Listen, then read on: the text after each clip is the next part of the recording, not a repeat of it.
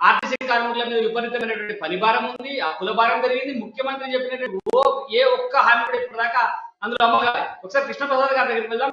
కృష్ణప్రసాద్ గారు ఎట్లా చూడాలి అంటే ప్రభుత్వము చాలా నిర్దయగా, నిర్కషగా వీళ్ళని తీసేస్తాము, విధుల్లోకి హాజరవద్దు, కాకపోతే ఈరోజు టెర్మినేట్ చేస్తామని చెప్పి ఇంటికి నోటీసులు పంపి బెదిరించేటువంటి పరిస్థితి ఉంది. దీన్ని ఎట్లా చూడాలి? న్యాయస్థానాలలో మనము ఎదిరించవచ్చా, లేకపోతే నిజంగానే అందరూ పోయి ఈ ప్రభుత్వం పైన కొట్లాడేంత శక్తి ఆ పంచాయతీ అధికారులకు ఉందనుకోవచ్చా? ఎట్లా చూడాలి కృష్ణప్రసాద్? ఆర్టీసీ విషయానికి వద్దాము మనము. ఈయన కేసీఆర్ గారు ఆర్టీసీ అంటే రవాణా శాఖ మంత్రిగా పనిచేస్తున్న కాలంలో అతను ఈ ఆర్టీసీ సమ్మె టైంలో కూడా చెప్పాడు, నాకు ఆర్టీసీ మీద పూర్తి అవగాహన ఉంది, నేను ఆర్టీసీలో జరిగే ప్రతి విషయం నాకు తెలుసు అన్నప్పుడు ఒక ప్రభుత్వంలో ఒక శాఖ మంత్రిగా పనిచేసిన వ్యక్తి పూర్తి అవగాహన ఉంటుంది. తను ముద్రైనప్పుడు ఆ శాఖ మీద ఉన్న అనుభవం, దాని మీద ఉన్నటువంటి గ్రిప్, కొత్త దాంట్లో రిఫార్మ్స్ తీసుకురావాల్సిన అవసరం ఉంటుంది. వాళ్ళ సాధక బాధకాలు ఎక్కువ వ్యక్తి ముఖ్యమంత్రి అయినప్పుడు ఆ శాఖకు ఎక్కువ లబ్ధి చేకూర్చే అవకాశం ఉంటుంది. కూడా కేసీఆర్ ఏం చేసిందంటే వాళ్ళకి మెయిల్ చేయకపోగా అక్కడ ఉన్నటువంటి లూప్ హోల్స్ అర్థం చేసుకొని వాళ్ళ మీద తిరిగి బెదిరింపు ద్వారా, అంటే వాళ్ళ పరిస్థితుల ఆధారంగా చేయలేని సిచ్యువేషన్ లో ఉంటారు కాబట్టి వీళ్ళ మీద మనం ఏదైనా చేయొచ్చు అని చెప్పి ఒక బెదిరింపు ద్వారా వస్తారా చస్తారా, ఉద్యోగానికి వస్తారా లేకపోతే చస్తారా, హక్కుల మాటే లేదు, నా దగ్గర మాట్లాడాల్సిన అవసరమే లేదని ఒక బెదిరింపు ధోరణితో కనీసం వాళ్ళతో చర్చలు కూడా జరపలేదు. చర్చ జరపకుండా మీరు వస్తే ఉద్యోగం లేదు అని అంటే ఉద్యోగం లేదు అని, మీకు విధి లేని పరిస్థితుల్లో అప్పుడు కార్మికులు విధుల్లో జరిగింది. ఆ తర్వాత వాళ్ళకి ఏదో మేలు చేసిన ప్రపగండ జరుపుకొని ఆ రకంగా ఉక్కుపాదాన్ని ఉద్యమం మీద చేసినటువంటి వ్యక్తిత్వం ఇప్పుడు కూడా సేమ్ ఈ సందర్భంలో మనం చూసినప్పుడు ఈ ఉద్యోగుల విషయంలో కూడా ప్రభుత్వం మళ్ళీ పట్ల సద్భావన ఉంటది, వీళ్ళ పట్ల కన్సర్న్ ఉంటది అని నేనైతే అనుకోను. దీన్ని ఏమైనా ఈ ప్రభుత్వంలో ఈ ముఖ్యమంత్రి ఉన్న కాలంలో ఏ ఉద్యమానికి కానీ ఏటి కానీ సరైన న్యాయం జరుగుతుంది అయితే నేను అనుకోను. దీనికి కోర్టే పరిష్కారం, కోర్టుల దిశగానే కోర్టు వద్దకు వెళ్ళి మొరపెట్టుకుంటే తప్ప వినని ప్రభుత్వం ఇది. కాబట్టి మన కోర్టు ద్వారానే వీళ్ళ సమస్యల పరిష్కారం అయితే అని చెప్పి నేను బలంగా నమ్ముతున్నా. దీనికి సంబంధించి ప్రజా సంఘాలు కూడా ముందుకు రావాల్సిన అవసరం ఉంది. కోర్టులోనే కేసీఆర్ యొక్క ప్రభుత్వ వైఖరిని ఎండగట్టి అక్కడ ఉద్యోగులకు న్యాయం జరుగుతుందని నేను బలంగా నమ్ముతున్నాను.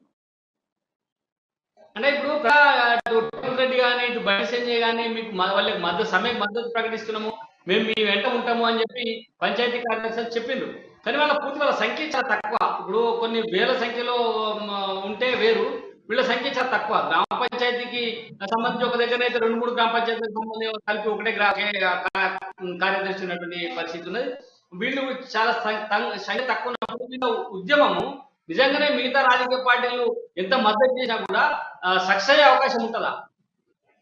ఇక్కడ మన సంఖ్య అనేది చూడొద్దు, నైతిక స్థైర్యం అనే దాని మీద ఆధారపడి ఉండాలి. ప్రతిపక్ష పార్టీలు కూడా ఏం చేయాలంటే అంటే ఇక్కడ వీళ్ళకి న్యాయం జరగవచ్చు, న్యాయం చేయడం ద్వారా వీళ్ళ ఉద్యమాల్లో వాళ్ళ భాగస్వామ్యం అవడం ద్వారా మనం తెలంగాణ ప్రజానికం కూడా ప్రతిపక్షాల మీద ఒక నమ్మకం ఏర్పడే పరిస్థితి ఉంటుంది. కాబట్టి నేను అంటే ఈ వేదిక ద్వారా నేను బండి సంజయ్ గారిని కానీ, కిషన్ రెడ్డి గారిని కానీ, మిగతా ప్రతిపక్షం కూడా ఏమని రిక్వెస్ట్ చేస్తున్నా అంటే ముందుగా ఈ సమ్మెను తీసుకెళ్ళండి, ఈ సమస్యల పరిష్కారం జరిగే దిశగా ప్రభుత్వం మీద కల్పించి వాళ్ళకి సరైన న్యాయం జరిగే విధంగా ఉద్యమాలు నిర్మించాల్సిన పరిస్థితి చెప్పి నేను మిగతా ప్రతిపక్ష పార్టీలందరినీ కోరుతా ఉన్నాను. అంటే గతంలో అనేక ఉద్యమాలు జరిగినాయి. ఈ పార్టీలుగా చెప్పినటువంటి బీజేపీ కానీ, కాంగ్రెస్ కానీ అనేక ఉద్యమాలు, కానీ ఏ ఉద్యమాలు కూడా పూర్తిగా సఫలీకృతమై వాళ్ళ సాధించుకున్నటువంటి పరిస్థితి ఈ రాష్ట్ర ప్రభుత్వంలో కనబడతలేదు.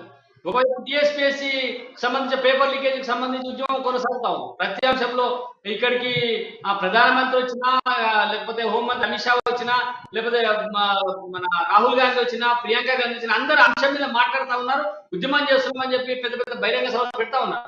కానీ ఇప్పటికి కూడా ప్రభుత్వం దాని మీద సరైనటువంటి స్పందన వచ్చినట్టే కనబడుతుంది. అంటే ప్రజల ఒత్తిడి తక్కువ ఉంది, ప్రభుత్వం వీళ్ళు మమ్మల్ని ఏం చేయలేరు అనేటువంటి ధీమాతో ఉన్నట్టుగా మనం అనుకోవచ్చా? ఇది పిల్లి పాలు తాగుతున్నప్పుడు కళ్ళు మూసుకునే చందమే కనపడతా ఉంది. ఎందుకంటే ఉద్యమాలు నిర్మించబడుతున్నాయి, ప్రజల వ్యతిరేకత స్పష్టంగా అర్థమవుతుంది. కాకపోతే కేసీఆర్ ఏమనుకుంటున్నాడు, ఎక్కడా ఏం లేదని చెప్పి తన చెప్పు చేతుల్లో ఉన్నటువంటి మీడియా అంటే డిజిటల్ మీడియా కానీ, ఎలక్ట్రానిక్ మీడియా కానీ, ప్రింట్ మీడియా కానీ ఉపయోగించి అసలు ఉద్యమమే లేదు, ఎక్కడ ఏం లేదు, అంతా బాగానే ఉందని, ఆల్ ఈజ్ గుడ్ అని చెప్పే ప్రయత్నం చేయబోతున్నారు. కానీ నిజంగా మనం ఎక్కడ మన త్రూ అవుట్ మన తెలంగాణలో తిరుగుతున్నప్పుడు కానీ, ప్రయాణం చేస్తున్నప్పుడు కానీ, ఎక్కడైనా ఎవరు వ్యక్తులను కలిసినప్పుడు కానీ ఏముంది ప్రభుత్వం అని ప్రశ్నిస్తే ఏం ప్రభుత్వం ఇది, ఎక్కడ ప్రభుత్వం ఇది అనే ఒక నిర్లిప్తత ఉంది తప్ప ఈ ప్రభుత్వం మంచి ప్రభుత్వం, ఇంకా ఒరిస్సా ముఖ్యమంత్రులానో లేకపోతే ఇంకా అదర్ రాష్ట్రంలో దేశంలో మిగతా ముఖ్యమంత్రులు అయినా 20 ఏళ్ళు ఉండాలని ఏ పౌరుడు, తెలంగాణ పౌరుడు ఎవరు కోరుకుంటున్నటువంటి పరిస్థితి లేదు.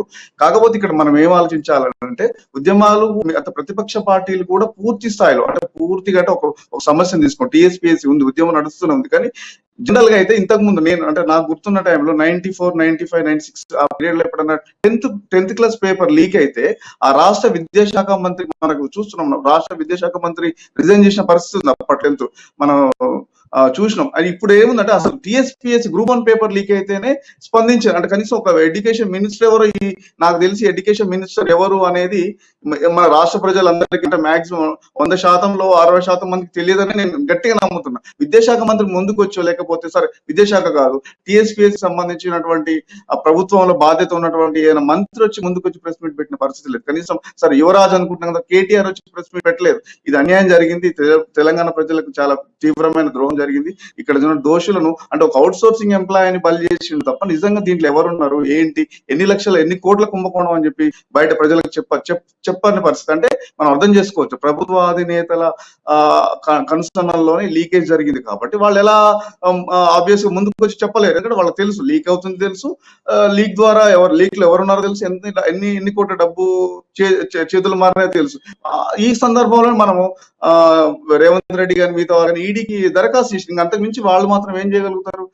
ఈవెన్ మనం మొన్న చూసినాం రేవంత్ రెడ్డి మనము సెక్రటేరియట్కి వచ్చే ముందు ఆయన ఒక పార్లమెంట్ సభ్యుడు, ఆయన సెక్రటేరియట్ పోయే హక్కు ఉంటుంది. మిగతా వాళ్ళు కూడా బీజేపీ లీడర్స్ కూడా సెక్రటేరియట్ కి వెళ్ళి పరిశీలించాల్సిన పరిస్థితి. కానీ అందులో వెళ్ళని ఎట్లంటే ఉక్కుపాదం పోలీసులు నమ్ముకొని పాలన చేస్తున్న ప్రభుత్వమే తప్ప ప్రతిపక్షాలకు కానీ మిగతా వాళ్ళకి ఉద్యమకారులకు కానీ ఎక్కడ స్కోప్ లేకుండా చేస్తూ వాళ్ళని నిర్వీర్యం చేసేటటువంటి వ్యూహాల్లో ఉన్నటువంటి ప్రభుత్వం పూర్తిగా.